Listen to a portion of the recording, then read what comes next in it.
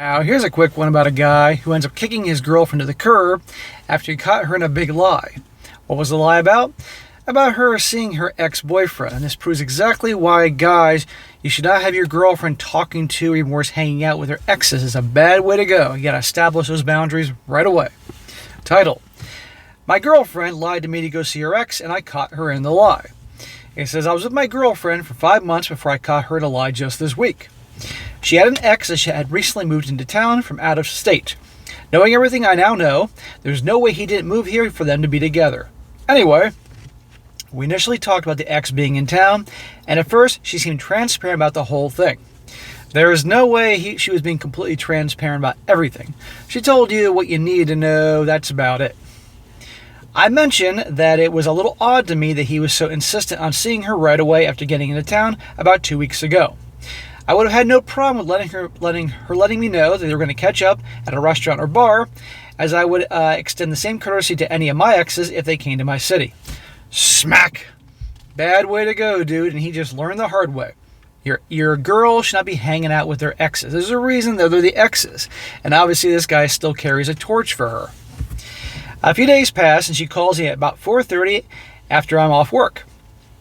She says she's going to hit the gym and go home afterwards. Okay, cool. Have fun. It gets to be around 9 p.m. that night. She almost always calls me before bed, but this time texts me and not in the usual way she texts. So he can sense something is up. And obviously the red flags, gut feelings are telling him something. She was so tired from the gym and was going to go to bed. I called her because I wanted to talk to her before bed. But when she answered and we spoke, I can notice that she doesn't sound like she's at home. There's a TV on, and she hardly ever watches TV, and it sounds like it's much more echoey, like in a big open room. I begin to get curious. We say goodnight, and I hang up, but I'm not quite done yet. I had some contact fluid sitting on a very particular place in our apartment, and you'd be able to see it very clearly. So, I call back and ask if she sees it anywhere. And she says she's looking but can't find it in the place where I think I may have left it. Well, there you go. That's a little red flag. So now my heart starts to race. In a moment of instinct, I drive to her house to see if her car is there. As I pull up, the only spot in the complex that she has to park in does not have a car.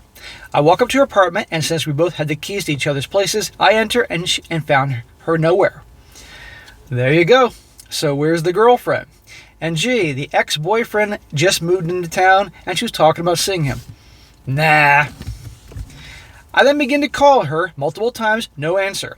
Almost an hour passes before she calls me again. I was actually on my way back to her place from my house since I had to first call out of work and get some things. She asked me where I'm at, and I said she's now at my house. I asked her where she's been, and she said she was at her ex's house. My world flipped upside down. There you go. Remember she claimed that she was at home, going to bed? Nope, she's at the ex's house. Now listen to what she says she was doing at the ex's house, but already he caught her in a lie. I don't really need to cover the details of our conversation, but ultimately she was with her ex from 6 p.m. until 10:30 p.m. at his house the entire time. They talked, made dinner together, and listened to music like they used to for multiple hours. This is what she outlined. Well, she left a few things out that we can all imagine. Whether things were not physical, I'll never truly know. At the very least, she admitted to lying to me because she knew I'd be upset either way, and admitted to having an emotional affair behind my back. There you go. That's all I need to know. She had decided that she was going to see him about 2 p.m. I told her I could not go on with her lying to me like this, and ultimately dumped her cheating ass. I don't believe that she has much more remorse, and she was so indignant and defensive when I confronted her. She cried and cried, almost to the point of being a little pathetic. And who knows how much it was all facade.